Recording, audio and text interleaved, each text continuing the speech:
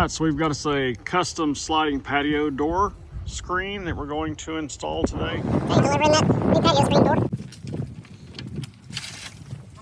All right.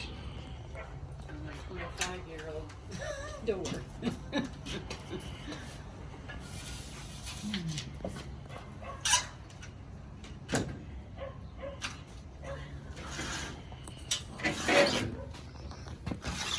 Okay, so we'll adjust it now, and each wheel has its own adjustment screw, so we'll just raise and lower the door as we need to adjust it correctly.